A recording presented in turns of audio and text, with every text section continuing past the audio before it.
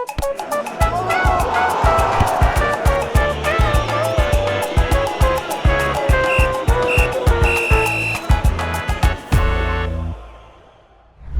o Sem Filtros recebe um treinador português com um percurso muito internacional. Natural de Lisboa, passou por vários projetos dentro e fora de Portugal e conquistou títulos em Angola antes de seguir para novos desafios no futebol africano.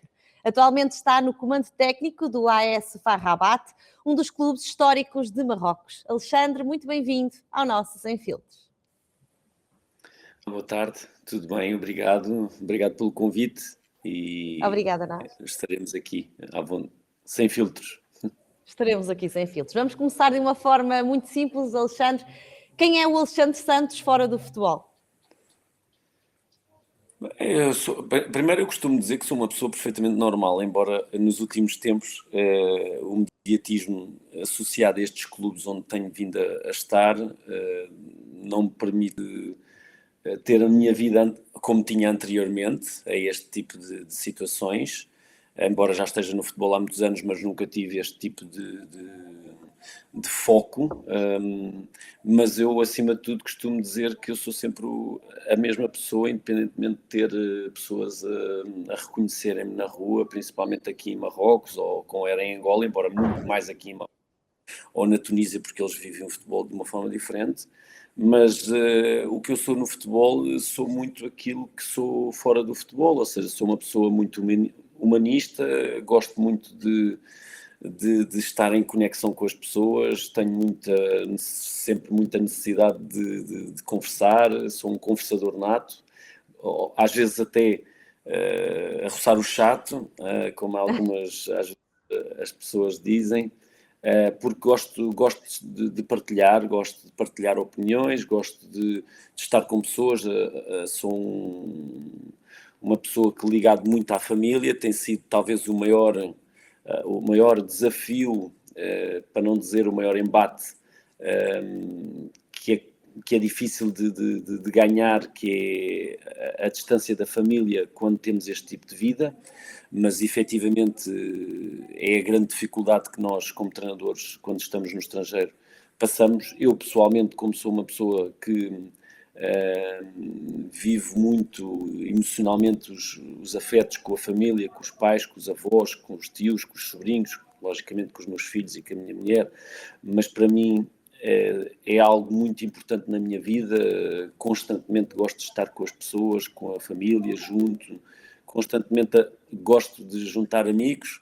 Eu sou alguém assim, alguém que gosto de ter os pés assentes no chão, sou bastante racional, ou seja, não sou de extremos, não sou uma pessoa de extremos, não sou uma pessoa, por exemplo, no futebol nem fico doido e com uma vitória, mas também não fico de rastros com uma derrota, tento equilibrar-me, sou uma pessoa, acho eu, na minha opinião, equilibrada, nesse sentido.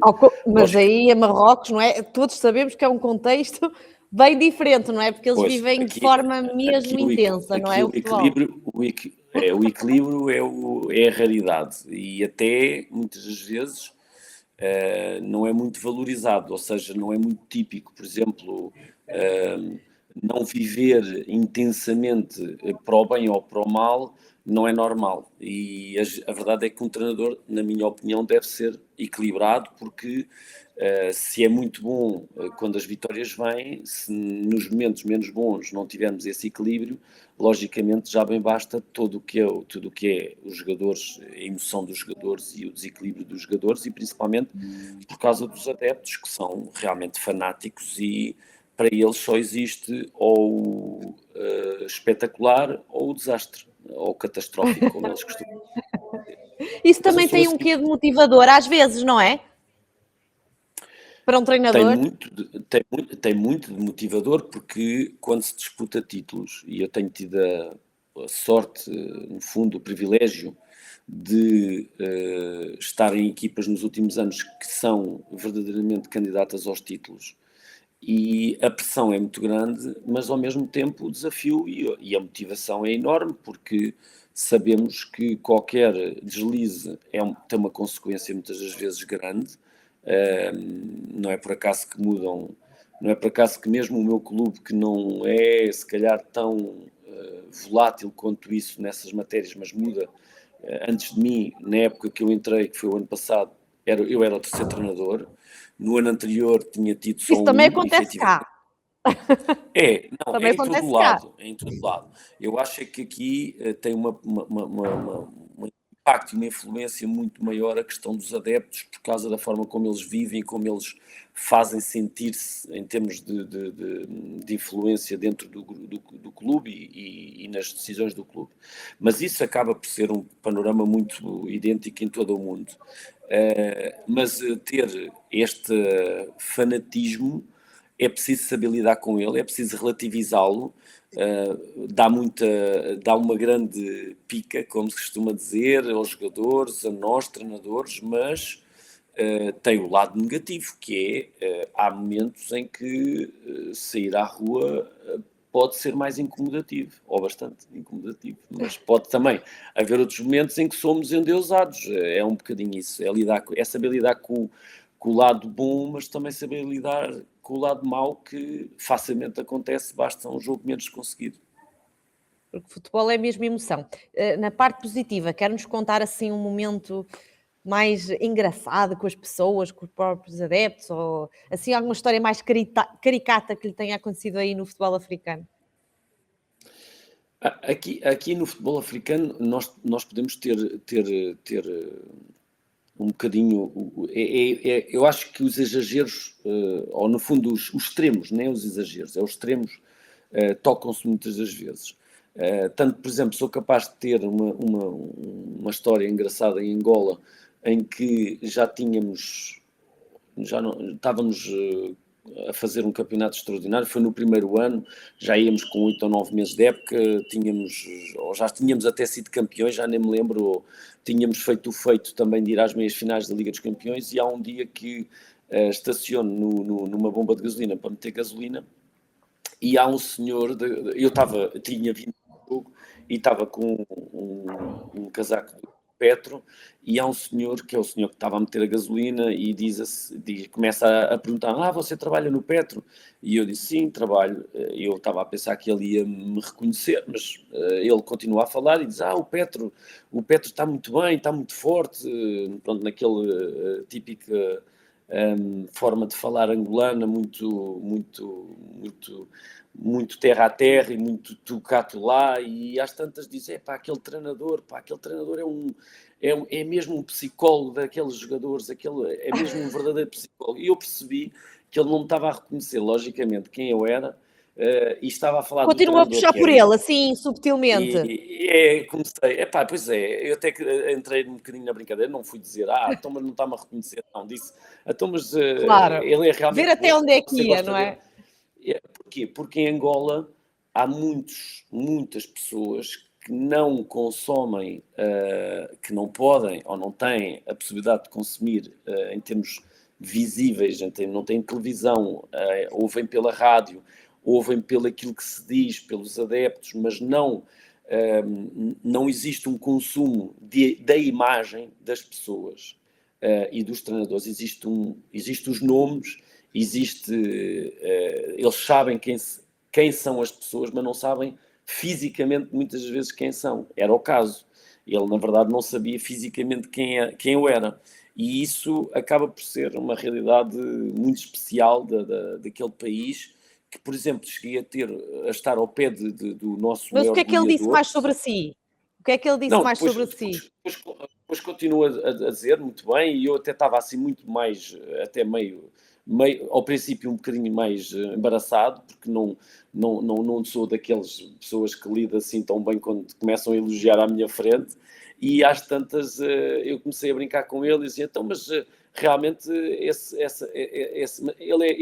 é de onde? Ele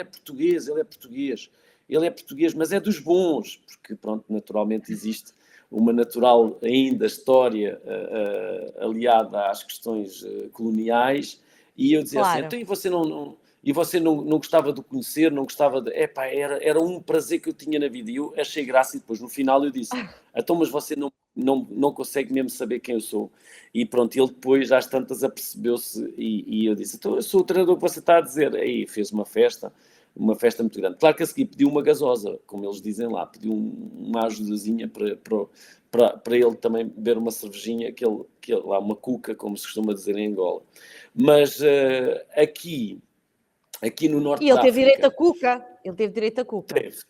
Isso, a gente vai sempre podendo ajudar de vez em quando é possível. Não é possível a todos, porque eles também são muitos, mas aqui tive aqui, por exemplo, nesta realidade aqui de Marrocos, tivemos agora uma situação muito, muito curiosa, que foi, nós fomos a Casablanca ganhar ao Wydad Casablanca.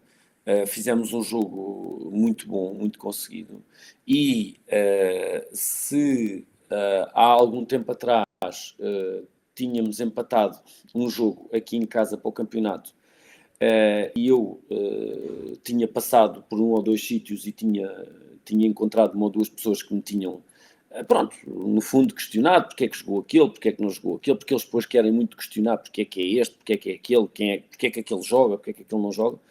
Uma semana depois eu passo pelo mesmo sítio e a mesma pessoa veio dizer que eu era o melhor treinador do mundo. E isto a gente tem que lidar com paciência, ao mesmo tempo que depois, quando somos o melhor treinador do mundo, temos que dizer, não, a gente tem que continuar e tem que continuar, mas as pessoas são mesmo assim, o futebol é mesmo assim, tanto É mesmo assim.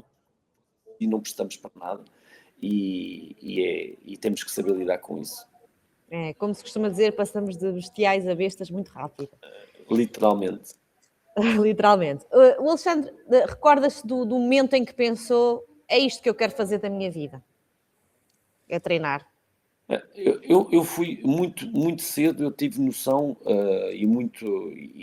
tive noção de que gostava muito de futebol e de jogar, mas tive noção pela realidade onde estava e pela realidade onde podia praticar o futebol, que naturalmente não tinha capacidade para ser, ou para vir a ser jogador profissional, ou para vir a ter esse sonho, porque sempre foi num nível mediano, mesmo enquanto jovem. O que é que acontece? Como eu estava muito ligado, através do meu pai, à realidade do desporto, porque ele trabalhava para o desporto na Câmara Municipal de Vila Franca de Xira, eu estava muito envolvido em vários eventos desportivos, de várias ordens, de várias modalidades. E então, eu tinha até contacto logo com professores de educação física na altura, pessoas que estavam umas ligadas ao futebol, outras ligadas a outras modalidades, mas que davam aulas de educação física e que no fundo faziam da vida delas o desporto. E eu logo aí aos 14 anos, quando tive que decidir a área que queria na escola secundária, decidi logo que queria ir para a Faculdade de Desporto. Na altura ISEF, mas depois estava a mudar para a FMH, porque eu vivia perto de Lisboa, vivia em Ilhandra, Alverca, era ali a minha zona, e decidi logo que queria seguir as pisadas do desporto, por muita influência do meu pai e porque andava nesse meio constantemente, e queria ser professor de educação física, visto que era a típica profissão de quem estudaria na Faculdade de Desporto. Portanto, foi um processo natural, mas houve assim algum momento em que não teve esse momento, esse clique, digamos assim.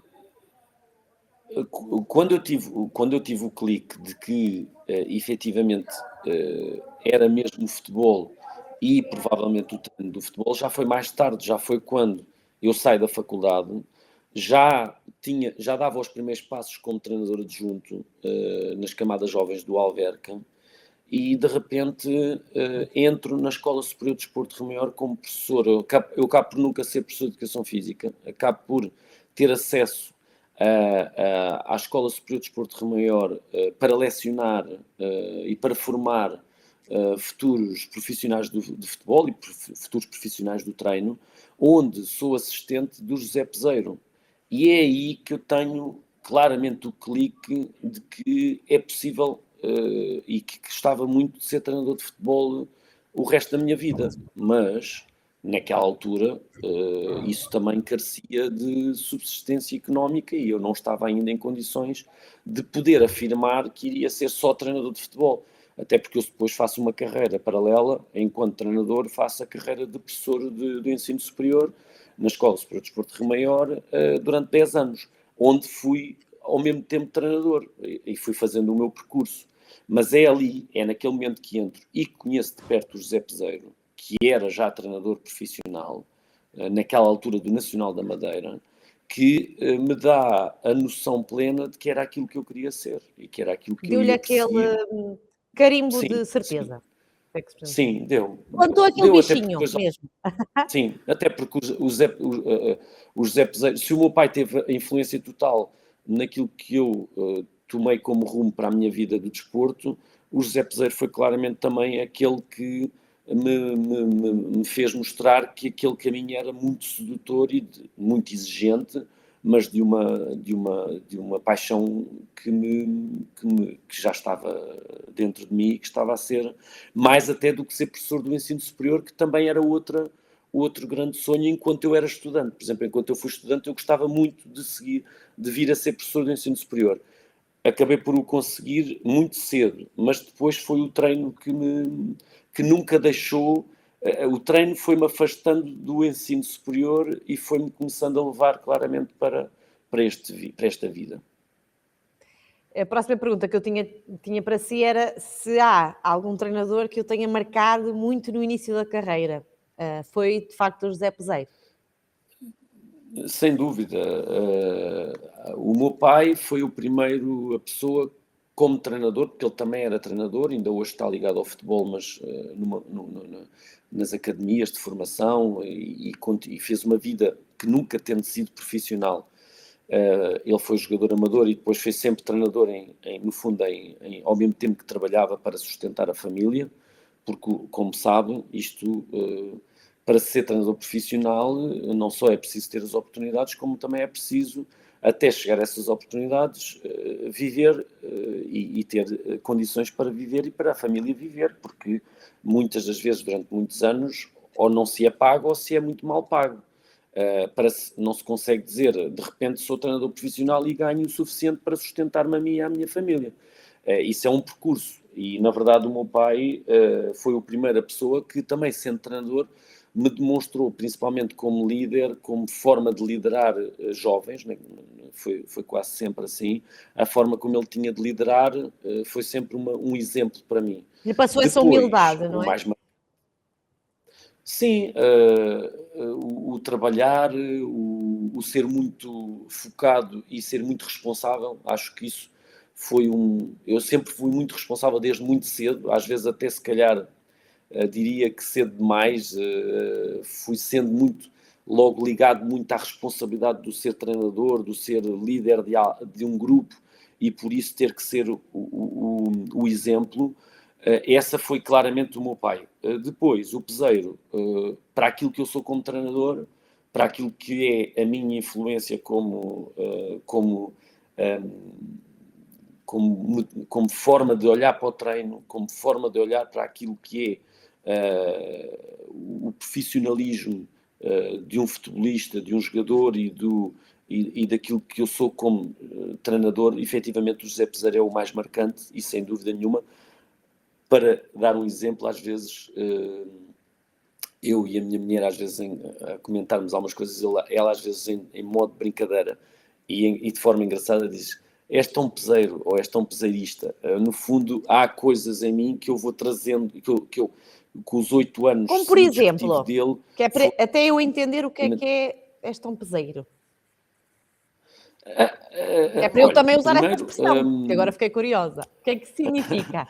não, já são coisas muito do fundo de nós conhecermos muito bem a outra pessoa e começarmos a ver, por exemplo, a exigência o pormenor no processo de treino.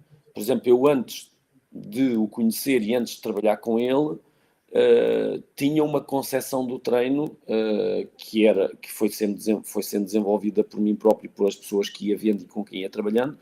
Quando passei a conhecê-lo, o pormenor, o detalhe, às vezes até o simples as dimensões dos exercícios, o espaço entre os pinos que se marcam o exercício, o pormenor do posicionamento dos jogadores, o pormenor da definição do que é que se faz após cada exercício, antes de cada exercício, durante cada exercício. Ok, mas isso tem a ver só com o futebol ou, por exemplo, alguma expressão que utilize, que o Peseiro também utilizava? Também tem a ver, às vezes, com... Consegue-me dar um exemplo prático? Eu acho que sou menos reativo do que o Zé. Claramente o Zé tem mais o sangue à flor da pele, não é? Os nervos à flor da pele, vamos lá, tem mais sangue quente ainda do que eu, sou mais racional, mas por vezes o ser teimoso e não querer dar o braço a torcer e por isso é que a sua mulher lhe disse isso, então? Estava a ser teimoso e disse esta Peseiro? Às vezes e não querer e querer só seguir um bocadinho, por exemplo,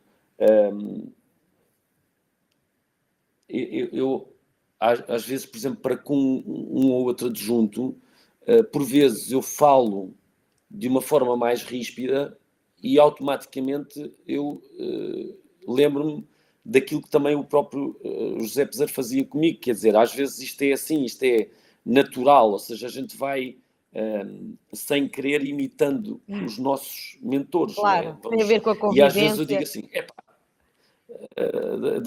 Peseiro, sai daqui, deixa-me em paz. Agora quero falar com calma. Tipo, afasta. Mas também...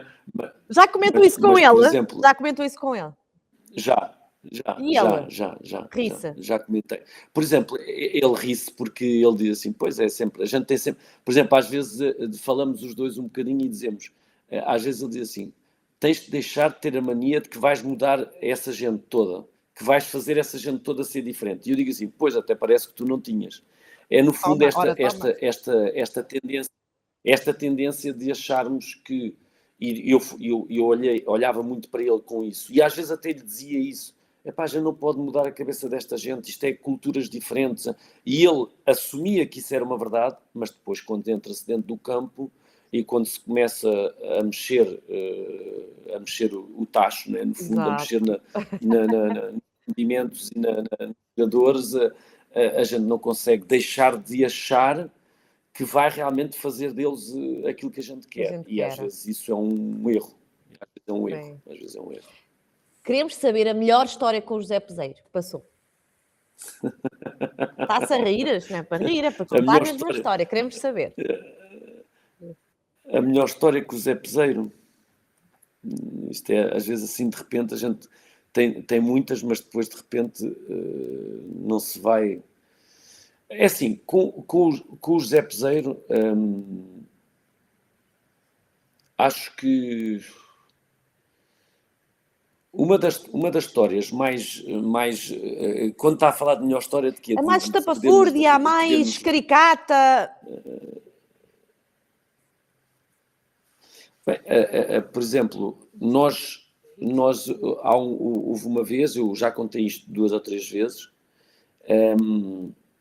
que na primeira vez que fui treinador adjunto dele, fui para a Arábia Saudita, para a seleção da Arábia Saudita, e ele tinha-nos avisado várias vezes da Arábia Saudita isto foi em 2010, a Arábia Saudita tinha nessa altura ainda muitas limitações que se calhar agora tem menos, agora é mais aberto, na minha opinião, tem mais abertura ao Ocidente. Naquela altura era muito menos. Nós estávamos com muitas regras, havia muitas regras que não eram permitidas e que influenciavam o dia-a-dia e que derivam da cultura e da religião, etc., e dos costumes. E nós, uma delas era, não podíamos tirar fotografias a nada, ou não deveríamos tirar a nada, principalmente público. Eu, com o facto de ter sido a primeira vez que saí do país, tive um fascínio muito grande por aquelas diferenças, por as culturas. Mas não podia postar nada do clube, era isso? Ou fora do clube podia? Não, não deveria. Não deveria ou não poderia. Eu achava que não havia Mas assim da grande cidade problema. e Até assim que há não um dia. podia? Sim, Eles não era, queriam que... não, Ok, que não não era postasse nada. permitido tirar a espaços públicos a institutos e a bancos. E há um dia que eu já tinha tirado algumas e ele tinha-me avisado. E houve um dia que estávamos no banco e eu estava à saída do banco, eles ainda lá estava dentro, e decidi tirar lá uma fotografia, porque em cada canto do banco, havia um dispositivo de segurança enorme e uma metralhadora enorme em cada dispositivo. E eu decidi meter o telemóvel ao alto e tirar uma fotografia. Não cheguei a tirar, porque saíram de lá 2 ou 3 polícias e arrebanharam-me o telemóvel. Não me prenderam à bruta, mas envolveram-me, ficaram à minha volta e levaram-me para uma caserna ao pé do banco. Ou seja, estava retido pontualmente. A sorte é que tinha lá outro adjunto que acabou por depois transmitir ao Zé o que é que estava a passar. O Zé estava ele só metia as mãos na cabeça porque não sabia o que é que ia acontecer. Eles tinham o meu telemóvel, revestaram o telemóvel todo em termos de fotografias, vídeos, etc. E nunca me tinha Mas sentido espera lá, tão... é só para eu entender. No banco estava um metralhador em Eu cada... estava do lado de fora. Sim, porque a segurança nos bancos, naquela altura, ainda deve ser neste Em momento, cada banco é havia uma rodeada, metralhadora? uma em cada Eu estou canto de cada chocada. banco. Eu nunca tinha ouvido Mas é nada verdade, disto. é verdade, é verdade. São níveis de segurança bastante diferentes dos nossos aqui. Segurança ou não, não é? De forma deles entenderem que deve ser feita a segurança às entidades bancárias. A E verdade quem é é que que o depois safou dessa história? o Quem é que Zé, o o safou? Zé, o Zé foi automaticamente chamar o tradutor. O tradutor veio com ele, eles reconheceram logo o Zé. Aí foi uma festa, acabou tudo em festa, mas podia ter acabado mal, não é? Eu estava a ver a vida andar para trás, até porque eu tinha no contrato uma cláusula que dizia muito bem, explicitamente, que qualquer incumprimento de regra e costume dava origem à rescisão de contrato. E o Zé, a partir daí, fartou-se de me dar na cabeça para eu fazer. Era tipo um bocadinho pai e filho. E dizia que, em vez de estares a retirar fotografias, devias estar a treinar e a trabalhar. E essa foi uma história. A outra, ele trouxe o tradutor e a partir daí resolveu-se. A outra história foi no Egito. No Egito foi mais modo prison break, como eu costumo dizer. O Zé Então, teve a proposta do Porto, o Zé teve a proposta do Porto. O Porto não queria de maneira nenhuma que se soubesse antes de ser apresentado. E para isso, nós estávamos, lá está, na loucura do Norte da África, porque se há uma coisa muito diferente é que na Arábia Saudita, nos Emirados, no Catar, é tudo muito calmo. Tudo muito, até para nós, o que faz confusão é ser calmo demais. E para o mais. Zé então ainda mais fazia. É tudo muito calmo, tudo muito pacífico, tudo muito devagar. Aqui no Norte da África é tudo ao contrário. É o fanatismo e tudo louco pelo futebol principalmente. A gente estava no maior clube da África de sempre e ainda continua a ser e vai ser de sempre. É muito maior comparativamente aos outros do que propriamente o Real Madrid. É o Al Ahly do Egito, onde o Manel José foi campeão muitas vezes e é o maior clube da África e um dos maiores clubes do mundo em termos de títulos. E nós estávamos no Al Ahly do Egito e apareceu a oferta do Porto. Nós tínhamos a possibilidade de vir para o Porto e o Zé não pensou duas vezes e fez tudo para tal. Mas, para fazer isso, não podia ser feito num formato normal de negociações, de passar os dias, porque senão ia-se saber em Portugal.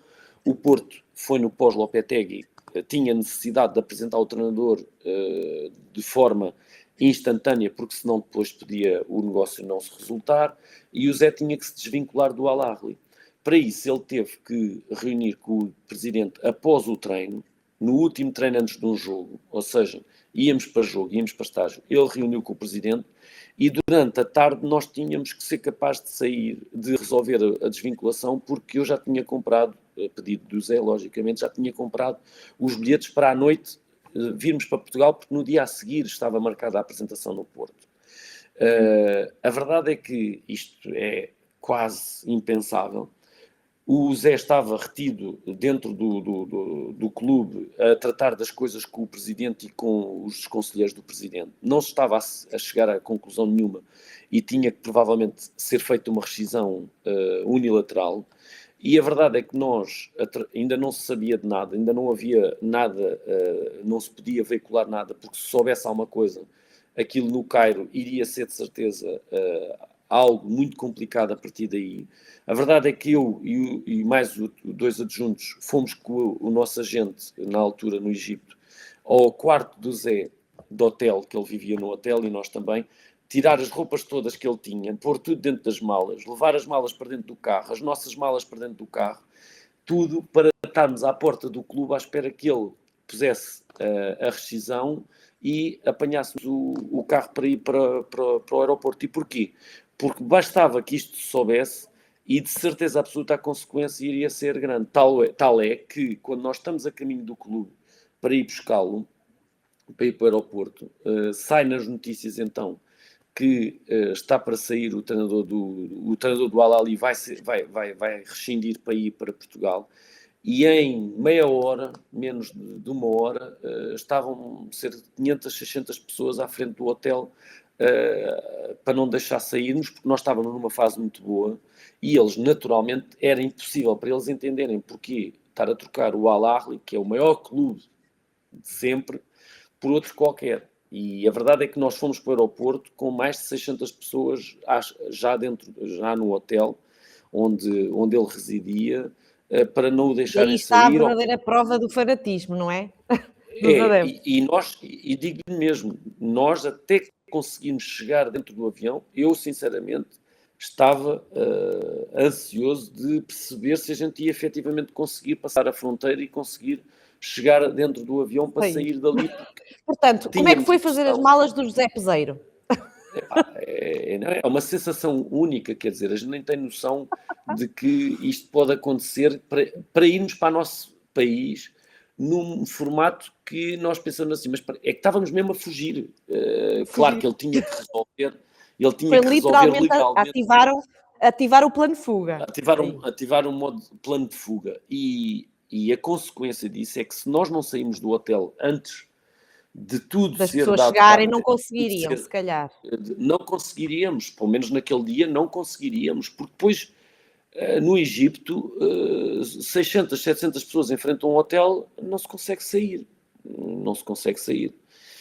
Tenho outra história que talvez seja mais engraçada e tenha a ver com o treino. Ou treino ou com o jogo. Muito curiosa para verem o nível de fanatismo desta gente. O Egito, na altura, ainda hoje, não permite total ocupação dos estádios. Desde aquele grande acontecimento que deu origem à morte de 72 pessoas no estádio, onde inclusive a equipa técnica era a do Manuel José. Após essas mortes todas, o Egito tem vindo progressivamente a deixar voltar público aos estádios. Durante muito tempo não houve públicos nos estádios. E nós, no Egito, em 2015, não havia adeptos. E os adeptos estavam cada vez mais inconformados, porque estamos a falar de um clube que enche os estádios sempre, em qualquer lado, em qualquer sítio do país. Estamos a falar de um clube onde tem uma parte dos ultras, que são o que eles chamam, no fundo, das claques, tal como nós temos aqui do AS FAR.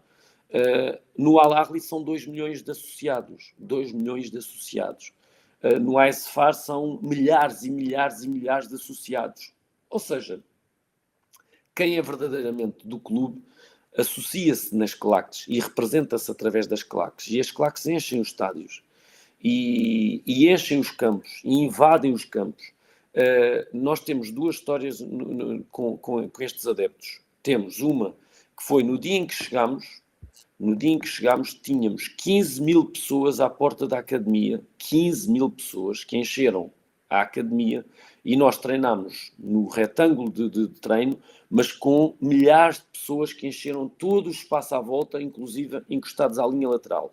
Não só via nada no treino, eu não conseguia falar para ninguém a mais de 30 centímetros de distância, não se conseguia ouvir ninguém. Ou seja, era como estar num estádio, mas dentro, até ao limite das linhas laterais, quase imagens daquelas como existia há 70, 80 anos atrás, de jogos de futebol, onde havia espectadores à volta do campo mesmo. Essa foi uma. Havia espectadores, havia gente de adeptos nas grades e nas redes e no cimo das bancadas do campo de treinos. No primeiro dia. Porquê? Porque eles tinham vindo da vitória de uma supertaça e era o novo treinador e era a recepção da equipa. Nós nunca tínhamos visto uma coisa daquelas. No final do treino, quando eles sentiram que estava quase a acabar o treino, o espaço do campo não era 100 por 70 ou 78, era 40 por 50, porque os adeptos começou a vir, a fechar. Nós às tantas já estávamos a fazer alongamentos, a parte final do treino, já era adeptos por todo o lado, já não sabíamos como é que havíamos saído dali. Estávamos, ao mesmo tempo que estávamos fascinados com aquela loucura mediática dos adeptos, ao mesmo tempo aquilo mete medo, porque tu vês a loucura e os olhos deles e a maneira deles quererem os equipamentos, depois querem as camisolas, querem as meias. Houve gente naquele dia que saiu em cuecas do campo de treinos. Saiu literalmente de cuecas e mal acabou o treino, houve gente a fugir para dentro dos balneários e para passar por aquela gente. Ou seja, um cenário que a gente diz assim, mas onde é que a gente vai parar? Onde é que a gente vai parar? Não tínhamos noção nenhuma de que isto era assim. A outra história, mais complicada, mas mais incrível, os adeptos estavam tão chateados de não ser permitido público, porque o governo não permitia, que fizeram e disseram o Presidente da República prometeu, ou o Ministro do Desporto prometeu que em dezembro ia começar a haver adeptos. Chegou a dezembro, eles entenderam que não havia condições para haver adeptos. E de repente eles voltam a proibir o jogo a seguir de adeptos. O que é que eles fizeram, os nossos adeptos? Nós estávamos no hotel em estágio até à hora do jogo, às 2 horas do jogo, normalmente saímos 1h30 antes do jogo, e a faltar 2 horas do jogo, nós estávamos a ouvir uma confusão tremenda fora do estádio, com montes de adeptos, com montes de gente, típica, mas mais confusão do que o normal. De repente nós entramos para o autocarro, entraram 5 ou 6 jogadores, eu ainda não estava no autocarro, nem os treinadores, nenhum treinador estava no autocarro ainda, e há um grupo de 50 a 60 adeptos, onde entram para dentro do autocarro, alguns metem-se à frente do autocarro deitados no chão e como se a barricar o autocarro, que se o autocarro andasse tinha que passar por cima deles. E alguns entram para dentro do autocarro e fazem reféns os nossos jogadores. E dizem, se não houver possibilidade de adeptos, nós não deixamos a nossa equipa jogar em protesto contra esta decisão do governo. Contra nós próprios, os adeptos de nós próprios, contra nós próprios, porque eles entendiam que queriam ver o jogo e tinham direito a ver o jogo no estádio. Uma confusão tremenda, jogadores a fugirem para os quartos, jogadores sem saber o que é que haviam de fazer, porque eles estavam a dizer que iam buscar mais jogadores para fazer reféns os jogadores. Logicamente nós sabíamos que à partida não iam fazer mal aos jogadores, mas isto é uma cena impensável, em que não deixavam o autocarro sair, nós íamos perder o jogo por falta de comparência. O que é que foi decidido? Os diretores decidiram sair pelas portas de trás do hotel e apanhar táxis que aparecessem. Cada 5 jogadores, ou 4 jogadores, neste caso, cada 4 apanhavam um táxi, mais os treinadores, mas alguns ficaram dentro do autocarro. Uns a fugirem por trás do autocarro, outros a tentarem convencer os adeptos a largarem os nossos jogadores do autocarro para irmos jogar. A verdade é que o jogo, chegamos cerca de metade da equipa ao estádio, decidimos que havia condições para o jogo, o adversário decidiu aceitar retardar o jogo 2 horas e nós jogamos 2 horas depois com a equipa já completa, mas depois de uma fuga do hotel desta forma. isto é impensável acontecer em qualquer parte do mundo, mas aqui acontece. E realmente a verdade é que são coisas que ficam para sempre, mas Ficam para sempre na memória. são duras, mas são giras de contar a posteriori. O que é que trabalhar em África lhe trouxe como treinador e como pessoa? Bem, primeiro, como pessoa, trouxe-me o conhecimento de uma realidade muito distinta daquilo que é a nossa realidade, ou a realidade que eu tinha vindo a conhecer até então, que é a Europa e o Médio Oriente. E eu, neste caso, estou a falar da África, estou a falar de Angola e de países ditas África Negra, ou seja, subsaarianos. Eu conheci países desde o Congo, Mali,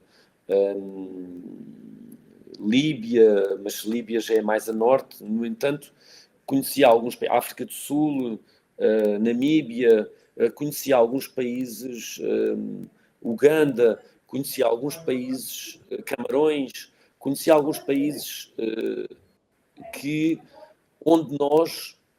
onde acho que é inevitável nós não mudarmos a nossa forma de pelo menos conceber o mundo e de conceber o que é realmente viver em dificuldade, viver com dificuldades, mas viver com um sorriso.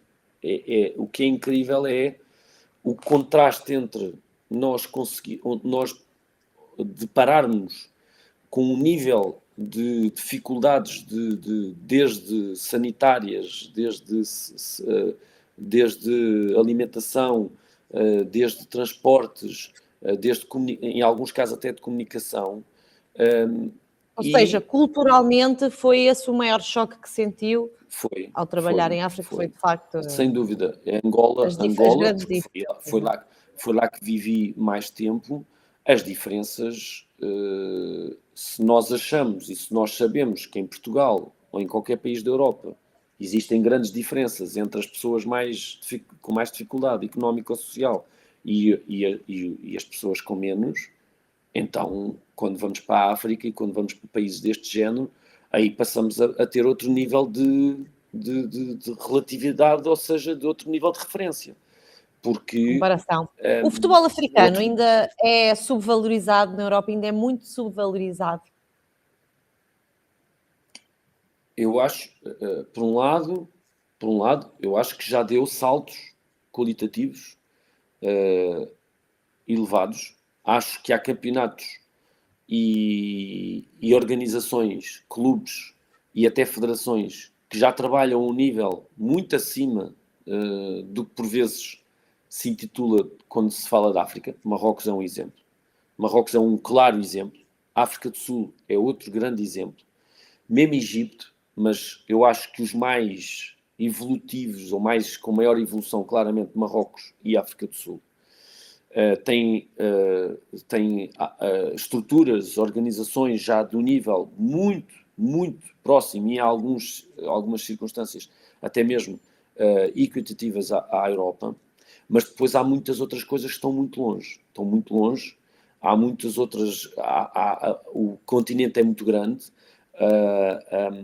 há grandes discrepâncias e há grandes dificuldades em tomarem um caminho comum, em tomarem um caminho que leve a que depois as competições internacionais e a que depois tudo o resto seja valorizado. Nós acabámos de receber há 24 horas uma notícia que infelizmente revela um bocadinho isso, que é houve em resultado de um protesto da Federação de Marroquina, houve a alteração ou a atribuição da última CAN.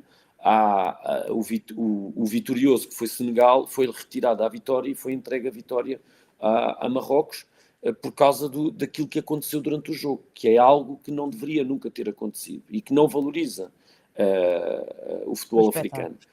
E isso tem muito a ver com a Confederação Africana de Futebol, que, embora possa, e acho que já deu passos evolutivos, acho que está muito longe e deveria ter devia de obrigatoriamente dar passos muito superiores e muito mais fortes na evolução, no desenvolvimento do futebol, comparativamente a confederações como a da Ásia. Eu já nem comparo com a da Europa, porque a da Europa nós sabemos que é aquela que está mais à frente, que está mais desenvolvida, que está mais... A FIFA tem tentado, junto deste continente e junto da CAF, empurrar a África para níveis mais altos de organização. Porquê? Porque tem uma coisa que se calhar quase ninguém tem ou poucos têm, talvez só a América do Sul é que é comparativa, que é o talento. O talento do jogador africano é incrível, é inacreditável, quer do Norte da África, quer do Centro da África, quer do Sul da África. São jogadores atrás de jogadores que vão muitas vezes muito cedo para a Europa, ou mesmo não indo muito cedo, conseguem ser grandes talentos e são, no fundo, como nós sabemos, uma das grandes percentagens de quantidade de jogadores que hoje são os melhores do mundo e os melhores a jogar nas melhores equipas europeias. E por isso o futebol africano é onde nasce mais talentos, provavelmente, talvez juntamente com o futebol ou com o continente sul-americano, mas ainda está longe daquilo que deveria ao nível da organização e da estrutura e da logística e dos projetos de desenvolvimento. Como é que se ganha um balneário quando se chega a um país, não é, tão diferente do nosso? É diferente conquistar um balneário, digamos assim? As vitórias são muito importantes, como em todo o lado. Só legitima um líder as vitórias. Lógico que depois há um conjunto de outras coisas, um conjunto de outros processos, de outras intervenções do treinador, relações com os jogadores, relações emocionais e também de justiça e também a questão metodológica e a questão das ideias de jogo que apresenta para os jogadores e para a equipa. Mas é mais difícil ensinar ideias de jogo ou gerir os egos? O que é mais difícil? Aqui diria, gerir os egos é mais difícil, mas ao mesmo tempo também tem a ver com a língua e com a cultura. Por exemplo, eu acho que em Angola tive mais facilidade em conseguir entrar dentro da cabeça de jogadores, porque a língua é algo, embora eles também pudessem por vezes não perceber tudo, porque uma coisa é o nosso português falado, outra coisa é o português que eles falam, mas a verdade é que a língua nos aproxima. E até outras questões culturais que nos aproximam. Angola, e os jogadores angolanos, ainda por cima, eu no Petro tinha jogadores angolanos, brasileiros e portugueses. E, por isso, o mix de cultura com a mesma língua ficou, na minha opinião, bem mais... uma tarefa mais fácil. Ou menos difícil. Menos difícil. Menos difícil. Fácil nunca é, não é? Não, fácil nunca é. Marrocos,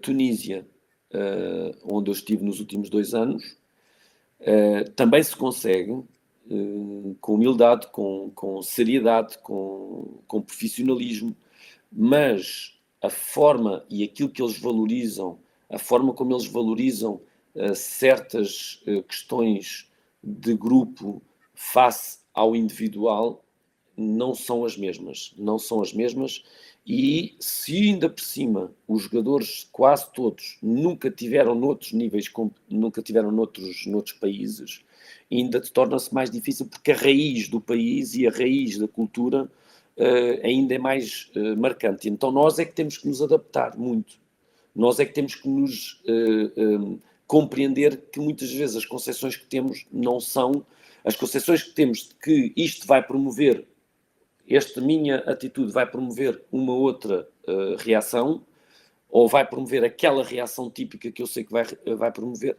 nem sempre é verdade.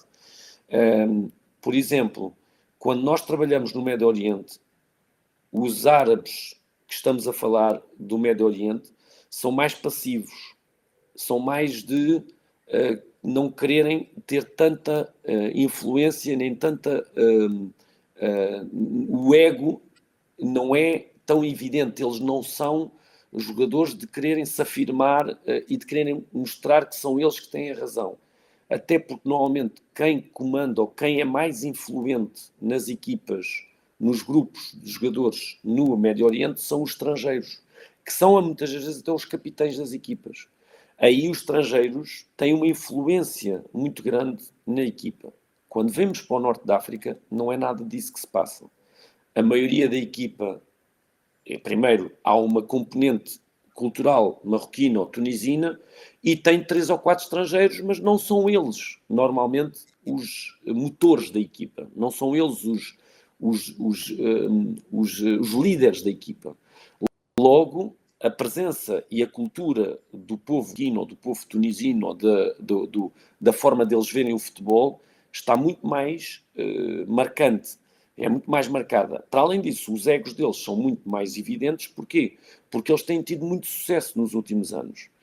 O futebol marroquino tem crescido muito nos últimos anos. Foi campeão do mundo sub-20, foi campeão da Copa Árabe, foi campeão do continente africano de jogadores locais, foi terceiro classificado no Campeonato do Mundo, ou quarto classificado, já não, acho que foi terceiro, tenho a impressão, mas foi às meias finais, só perdendo com a França no último Campeonato do Mundo.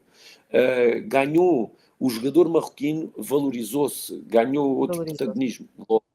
É muito mais difícil convencê-los de que aquilo que nós pensamos, se não for que aquilo que nós pensamos, é aquilo que é o correto.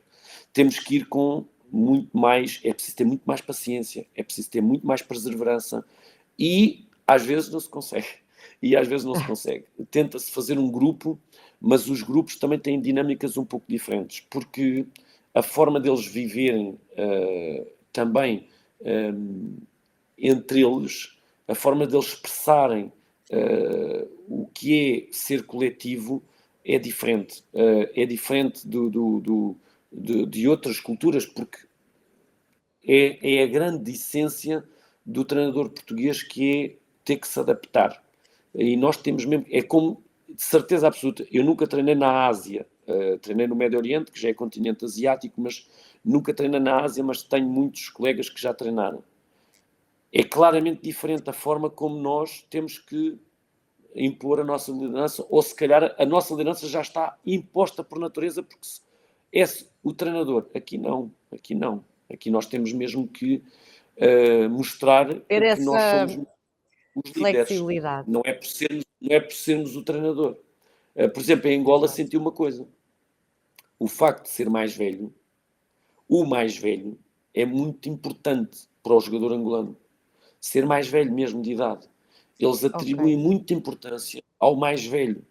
E o facto de eu ser, curiosamente, mais velho do que eles, porque neste momento já há muitos anos que ando nisto, e era muito mais novo, e agora já sou claramente muito mais velho do que todos os jogadores, com certeza, foi-me dado um respeito que eu, por exemplo, não sentia isso em Portugal.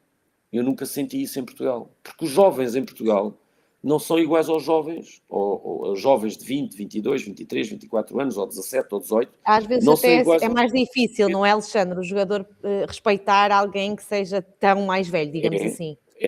São mais irreverentes. O jovem hoje em Portugal, por exemplo, o jogador português hoje é muito mais difícil também de ser liderado e de ser, no fundo, manipulado positivamente, do que era há 20 a 30 anos atrás, porque eles têm muito mais informação, têm muito mais formação futebolística.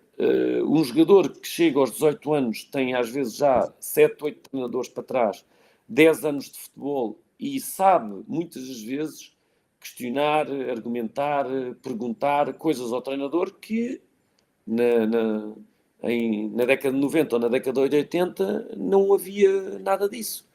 E eu lembro-me, por exemplo, de uma história. Eu apanhei o Ricardo Horta no Braga em 2016, e eu falava com o Ricardo Horta em 2016, tinha menos de 10 anos, ou seja, ainda era um jovem, tinha acabado de sair do Benfica, tenho a impressão, ou tinha passado do Benfica, já não me lembro se foi logo diretamente para o Braga ou não, mas ele era um jogador do Benfica, chegou ao Braga E ele discutia connosco, falávamos questões táticas, de sistemas de pressão, de contra-ataque, parecia que estava a falar com um treinador. Porquê? Porque ele já vinha Mas com o 10 Ricardo anos. Horta também já tem, né, é uma maturidade diferente, não é? Mas não tinha, naquela altura, ainda era um jovem. Já tinha. Sim. Já É isso, tinha, é isso. Já ele próprio já tem tinha. assim uma Não, maturidade. já era. Não é por acaso que ele é o jogador que é, porque ele já era. Mas quando um jogador vem com 19, 20 anos, ou 21 anos, já não me lembro, mas apresentava uma capacidade de questionar, de perguntar, mister, como é que eu posso fazer aqui, como é que eu direciono aqui a pressão, como é que eu fecho aqui o jogador tal, que muitas das vezes deriva da formação que os jogadores vão tendo ao longo das épocas anteriores e que neste momento existe em Portugal. Não existia antigamente em Portugal. Antigamente, a formação em Portugal do jovem jogador, não é por acaso que nós temos tantos jogadores a saírem para a Europa e nas últimas décadas por causa disso, porque o jogador português é um jogador inteligente, é um jogador que sabe pensar o jogo, é um jogador que sabe entender o jogo. Porquê? Porque foi ensinado, foi desenvolvido. E aqui, nestes países do Norte da África, eu acho que tem muito a ver com o que é representação para fora, o mediatismo, a rede social, eles sofrem muito com isso.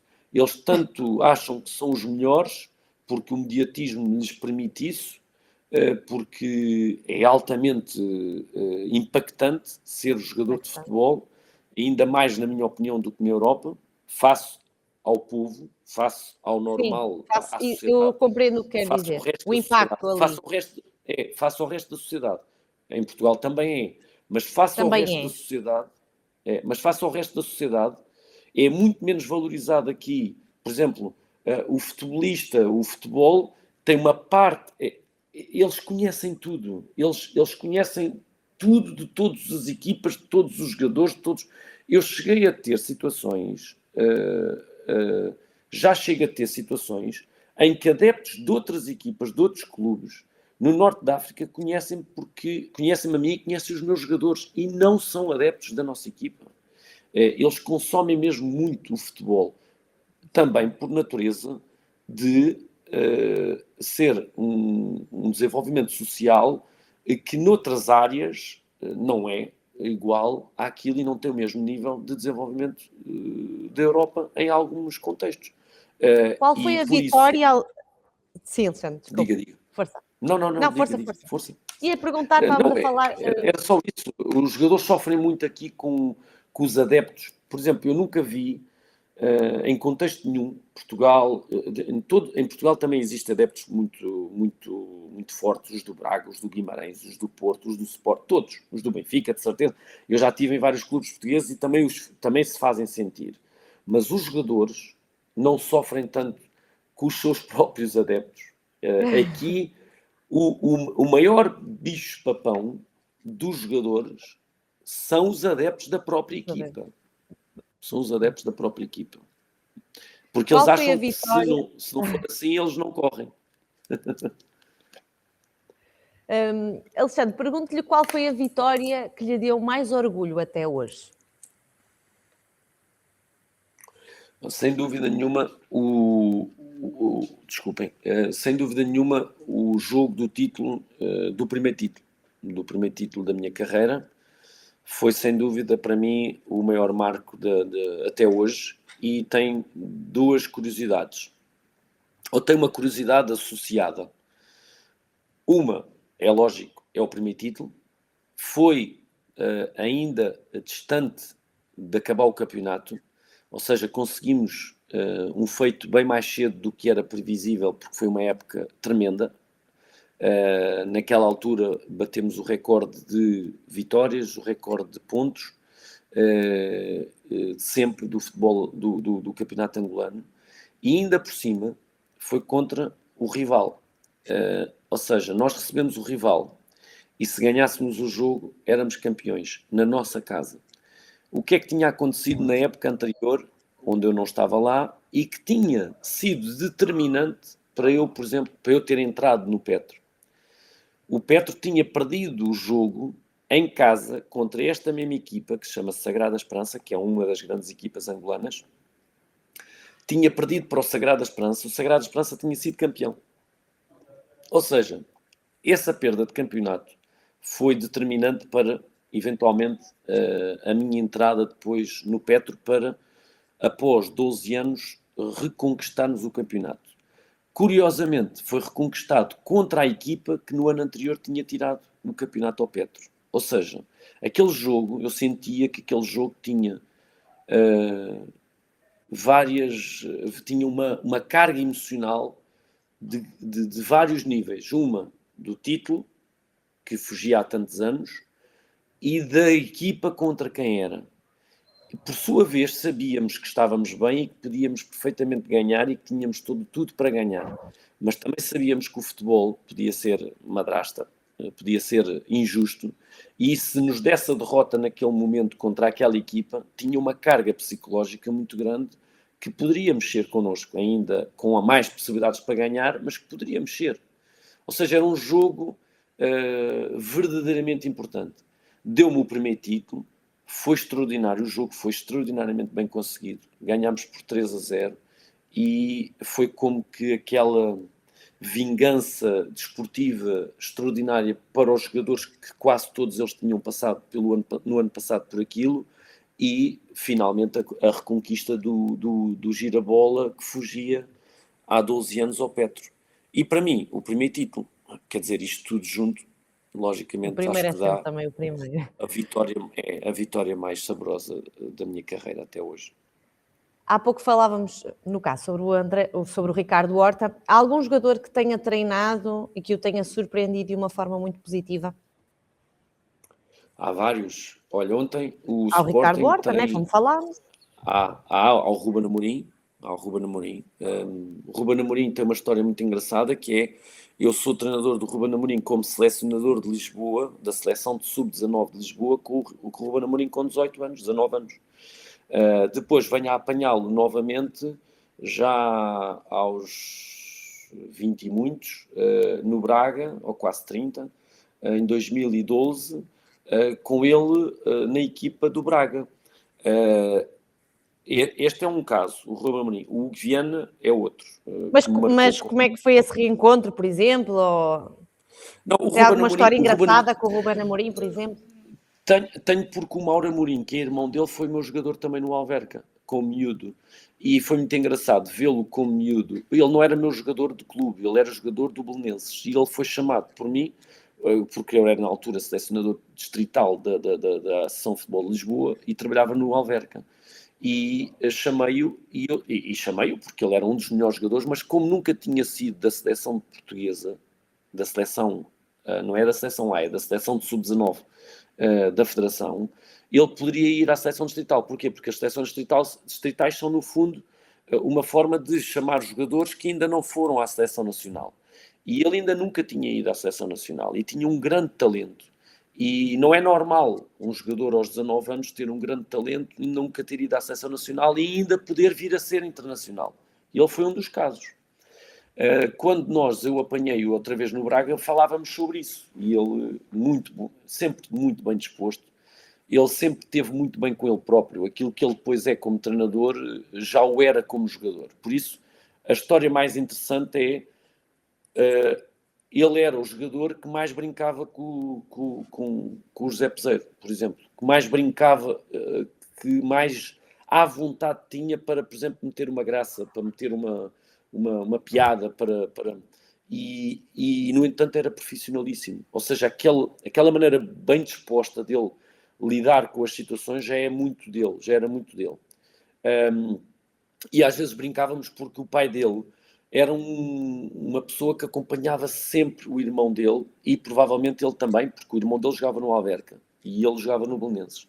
E eu lembro que o pai dele filmava os jogos todos. Na altura não havia câmaras para filmar, e o pai dele, como tinha uma câmara, filmava os jogos todos dos filhos. O outro caso, o Hugo Viana... Estava a falar do Hugo Viana, exato.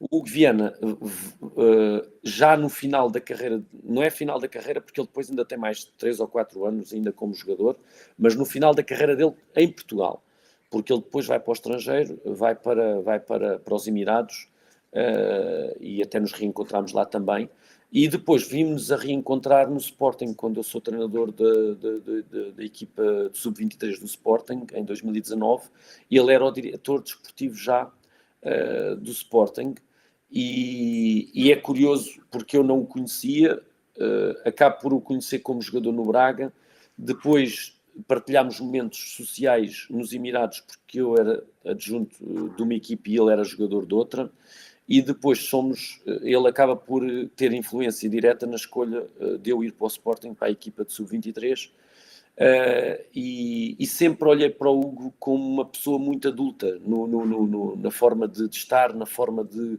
olhar era o capitão do Braga, mas ele tinha uma forma de estar muito adulta, muito responsável. Acho que este sucesso que ele tem no pós-carreira de futebolista, também como futebolista, que ele teve uma grande carreira, mas no pós-carreira acho que é derivado desta forma de estar equilibrada, adulta, responsável e madura de ver as coisas, de ver o futebol.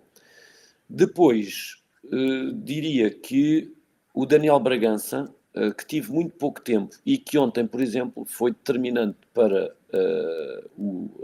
a remontada incrível do Sporting, que foi inacreditável e de grande capacidade e de grande abnegação. O Daniel Bragança, eu tive o Daniel Bragança durante 2 meses como jogador no Sporting.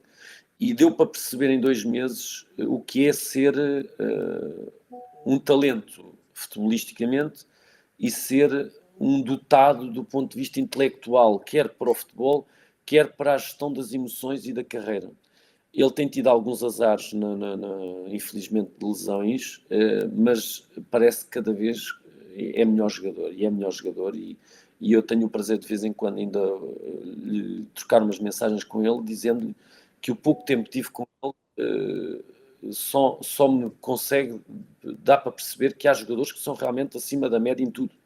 E ele é um deles, porque ele era um grande capitão já dos sub-23, e ele saiu para poder projetar a carreira dele depois, como está a ser agora.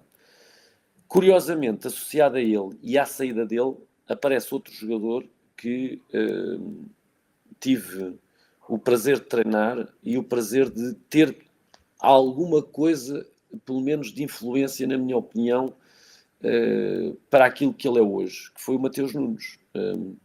O Mateus Nunes, eu antes de entrar no Sporting de Sub-23 estava no Estoril de Sub-23, no Estoril lá estava o Luís Freire, e o Mateus Nunes veio para o Estoril para estar na equipa A, mas como não conseguia jogar ainda na equipa A, e era muito jovem, jogava com a minha equipa e treinava de vez em quando comigo. Eu não conhecia o Mateus Nunes, e a verdade é que em 2 treinos, ou em um treino, eu dizia, pá, não dá para perceber como é que ele, sem lhe dizer nada, ele consegue entender melhor o que é que eu quero do que qualquer outro que está aqui há 2 meses a treinar. Ele depois foi treinando mais vezes comigo e jogando mais vezes, e eu fiquei impressionado, e eu depois vinha conversar algumas vezes até com o Luís Freire sobre ele, e como é que um jogador que nunca tinha passado por nenhum grande, por nenhuma equipa grande, por nenhum contexto de elevado nível competitivo em jovem, tinha aquele nível de maturidade, aquele nível de capacidade. Quando eu entro no Sporting, a primeira jogador, que ainda por cima com a saída do Daniel Bragança, o primeiro jogador que lhes disse a eles que deveriam apostar, mesmo não sendo jovem, porque quando nós falamos de jovem, nesta altura, estamos a falar de 16, 17 anos, o Mateus Nunes não tinha 16 nem 17 anos, o Mateus Nunes já tinha 20. Ou seja, já não era aquilo que hoje em dia é um talento jovem. Já era alguém que, sendo jovem, ainda nunca tinha estado num grande. Como é que se sabia se poderia vir a dar jogador para a equipa A? Estamos a falar do ano em que eu estou no Sporting, estamos a falar do ano em que está o Kaiser como treinador principal da equipa A. E o Sporting tinha muitas dúvidas se haveria de apostar aquela verba, e eu sinceramente disse, sem qualquer margem de dúvidas, que achava que o Mateus tinha potencial para chegar à equipa A e para se afirmar na equipa A, por tudo o que era como jovem, como jogador, mas que naturalmente tinha que evoluir depois ainda dentro do Sporting. O Mateus Nunes vai logo em janeiro para o pé de mim, para a minha equipa, fez 5 meses muito bons, conseguiu treinar algumas vezes, não muitas, mas conseguiu treinar algumas vezes com o Kaiser, mas depois deu o grande salto no ano a seguir quando o Ruben Amorim entra. Quando o Ruben Amorim, não é no ano a seguir ainda é o Lionel Pontes que substitui o Ruben Amorim, depois existe umas situações, depois entra o Ruben Amorim. É quando depois o Ruben Amorim assume a equipa que o Mateus Nunes dá o grande salto e atinge o nível que todos nós conhecemos, e é curioso que há um momento em que eu nunca mais reencontrei fisicamente o Mateus, mas há um momento em que ele me manda uma mensagem a dizer que agradecia aquilo que eu em algum momento fiz pela carreira dele. Eu disse simplesmente que aquilo que eu lhe fiz foi transmitir às pessoas o valor que ele tinha e aquilo que ele era. E efetivamente ele está a aproveitar para ser um grande jogador a nível mundial, e fico muito feliz porque há jogadores que têm mesmo capacidade, mas que fazem por ter, no fundo, aquilo que o Ronaldo diz muito, que é talento e trabalho, não é? Capacidade de ser bom, mas também trabalho. E o Mateus também mostra essas duas vertentes como ninguém, e acho que vai ter uma grande carreira, como já tem, né, neste momento.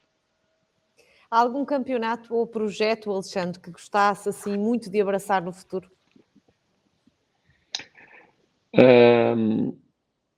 Eu sou muito grato àquilo que tenho vindo a conseguir na minha carreira, porque eu acho que as carreiras têm as componentes de oportunidade, às vezes surgem, outras vezes não surgem, mas depois também tem a componente de agarrarmos essas oportunidades, e eu acho que tenho conseguido agarrar-me às oportunidades que aparecem, agarrar-me aos projetos que aparecem e que surgem, e que eu entendo, junto com a minha família, que são os melhores para seguir em frente. Nem sempre é tudo, nem sempre é fácil, porque, volto a dizer, quando temos que encontrar, ou quando temos que agarrar projetos fora do país para poder continuar a ser treinadores e a conseguir sustentar e dar condições à família, e condições e construir os projetos de vida que temos com a família, para poder também dar as melhores condições a eles, sofremos muito com o facto, e perdemos muita coisa quando abraçamos estes projetos, que ganhamos muita coisa, mas também temos o outro lado, que se não fosse a família que tenho, a esposa que tenho, os pais, toda a estrutura familiar que me apoia e que me dá força, era difícil de manter-me tão longe, e mesmo assim continua a ser difícil, porque as saudades são muitas. A gente vai tentando regular isso de várias formas, mas os projetos têm aparecido mais em África, derivado das boas épocas que têm acontecido. Tenho ido às quartas de final da Liga dos Campeões com regularidade, conseguimos aquilo que conseguimos no Petro, agora aqui no AS Farge é a segunda vez que vamos aos quartos de final, sábado vamos disputar a passagem às meias finais. Ou seja... E é um futebol fascinante, não é, Alexandre? É um futebol fascinante. Sem dúvida, e é um continente fascinante. Acabam por valer a pena, não é? Tem momentos também muito bons. Este projeto de vida vale sempre a pena, e valeu sempre a pena pelo esforço que foram sendo feitos, quer por mim, quer pelas pessoas que me rodeiam, pelos adjuntos, pelas estruturas, pelos amigos, pela família, porque depois tem o outro lado da moeda, não é? Tem o lado do reconhecimento, do orgulho que as pessoas têm em mim, da família, dos meus filhos, que têm um grande orgulho naquilo que a gente vai conseguindo, quando às vezes ficam todos surpreendidos porque os amigos dizem, vi na internet e vi não sei o quê, e vi o teu pai ganhou e etc, etc. Estas coisas têm estes dois lados, a independência que eles têm de conhecerem vários países da África, vários países da Ásia, vários países Eles da gostam? Europa. Eles, A sua família eu gosta? acho que eles gostariam muito mais, eles gostariam de ter isto, mas de ter o pai ao pé deles, é lógico, eu acho.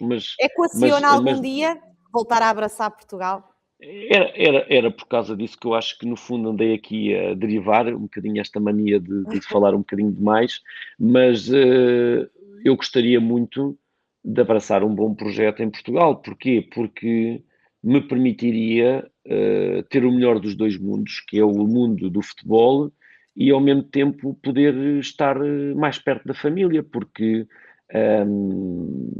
isto não mata, mas mói, como se costuma dizer. A família precisa também da minha presença e eu preciso da presença deles, e por isso, se ocorresse e se surgisse um bom projeto em Portugal, eu veria com muito agrado e gostaria, e iria com toda a ambição, como também o farei e como também o faço quando não é em Portugal. Mas gostaria de ter algo ainda para fazer e para mostrar em Portugal. Não vivo obcecado com isso, não vivo. Consigo compreender perfeitamente que isso não é fácil porque o meu caminho tem sido outro, mas se surgir, abraçarei com todo o gosto e com toda a motivação. Alexandre, está convidado a vir cá, quer dizer, normalmente está por Lisboa, não é? Não está no Porto, quando vem cá, não é?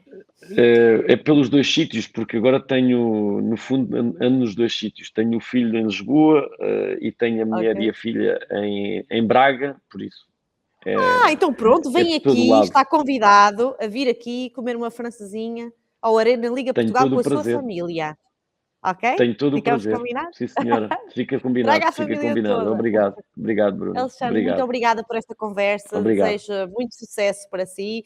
Conheço um pouco do futebol africano, já tive a oportunidade de estar em Casablanca, no caso assistir a um jogo do Wydad, e é fantástico, portanto, Sem o dúvida, ambiente aí, sem dúvida. eu entendo aquilo que fala, porque realmente é extraordinário, e é diferente daqui, não tem Sem como, dúvida. Foi uma das melhores comparar ou vitórias. falar. Olha, que foi uma das melhores vitórias da minha carreira também. Foi aquela que tive há 2 semanas atrás, em Casablanca, contra o Wydad, com o estádio cheio, conseguir calar aquela gente. Eles têm um E foi ambiente muito bom. mesmo. É inacreditável, inacreditável, inacreditável. Alexandre, desejamos-lhe todo o sucesso em nome da Liga Portugal Tá, obrigadíssimo. e vemo-nos em breve. Obrigada por estar aqui Obrigadíssimo. connosco. Obrigado, o prazer foi meu, o prazer foi meu. Obrigada e muito sucesso. Obrigado. Agradecemos ao Alexandre por ter vindo aqui ao nosso Sem Filtros e por partilhar muito da sua história connosco. Desejamos-lhe o maior sucesso neste desafio e no futebol marroquino. Até ao próximo Sem Filtros.